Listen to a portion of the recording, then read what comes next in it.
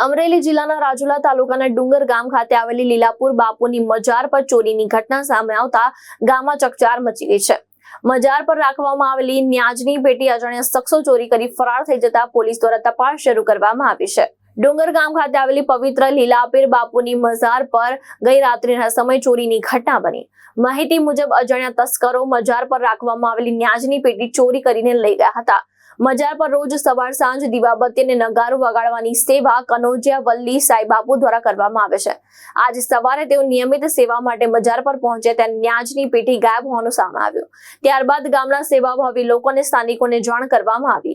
સમગ્ર મામલે ડુંગર પોલીસ સ્ટેશન ખાતે લેખિત અરજી આપવામાં આવી હતી। ઘટનાની જાણ થતા પીઆઈ વીએસ પ્લાસ સાહેબના માર્ગદર્શન હેઠળ પોલીસ સ્ટાફ તાત્કાલિક ઘટના સ્થળે પહોંચીને તપાસ શરૂ કરી હતી।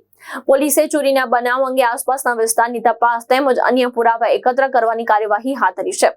ગામ લોકોમાં આ ઘટનાને લઈને ભારે રોષ જોવા મળી રહ્યો છે અને આરોપીને ઝડપીને કડક કાર્યવાહી કરવાની માંગ ઉઠી છે। મહેશ બારૈયા, દ્રષ્ટિકોણ ન્યૂઝ, અમરેલી।